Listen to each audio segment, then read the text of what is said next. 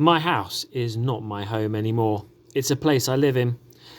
My island is a prison, and I'm quite alone. Mother and father are strangers to each other. Billy's been gone for over 4 months now. There's been no letter, no word. We scarcely ever speak of him, as if he never lived. I went to his room this morning and found Mother sitting on his bed staring at the wall, rocking back and forth. She had his blue jersey on her lap. I went and sat beside her. She tried to smile, but couldn't. She hasn't smiled since Billy left. I do the morning milking on my own now. That's when I most miss Billy. I talk to the cows and they listen. Maybe they understand too. I hope so. They're not milking well. I think perhaps they're missing Billy like everybody else. They aren't eating properly either. Their coats are staring. They're not licking themselves. They're just not the way they should be.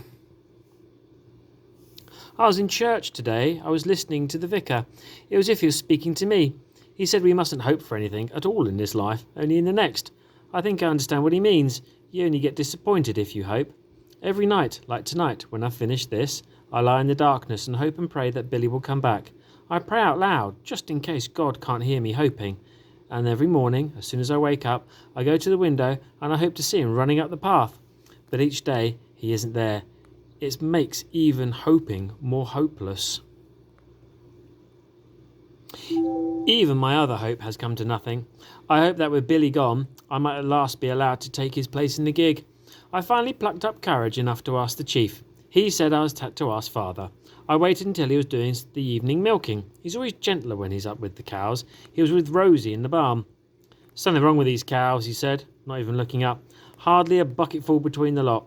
If they go like this, we'll be in real trouble, real trouble. They've not been right, none of them, not since Billy left. None of us have. His eyes were filled with tears when he looked at me. Mother's right, he said. It's my fault Billy went away. No, it wasn't, I said. It was Joseph Hannibal's. It was only a half-truth, and father knew it, but he went back to milking.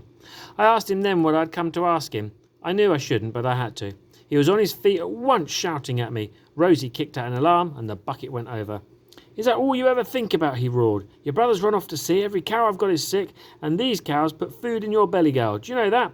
I did know that. Of course I knew that. They die, we die. That's all we've got. And you come fussing to me about the gig? How many times have I told you? There's never been a girl rowed out in a gig. Not on this island, not on any island. And you won't be the first. Do you hear me? I ran off with him still shouting after me. I never thought I could think it. I never thought I could write it. But I hate my father. A great storm is gathering. The sea's huge and the sky is full of anger. We went to fetch Granny May this morning. Her roof looks as if it might blow off at any time. She didn't want to leave. She didn't want to be in trouble. Mother paid her no heed and we took an arm each and brought her home. All day we huddled together around the fire in the kitchen, trying not to listen to the howling outside. Father saw to the cows today. He shut them in the shed now, out of the storm. Be a high tide tonight. Father says there'll be flooding. The sea will pour in across from the Great Porth and make another island of us. It's happened before. On nights like this, when I was little, I used to go into Billy's room, climb into his bed, and we would talk till morning. We could pretend we weren't frightened, and if we pretended hard enough, then we weren't. Now I sit alone in my bed, and we listen to the roar of the storm outside, and the whistle of the wind in the windows, and I'm afraid.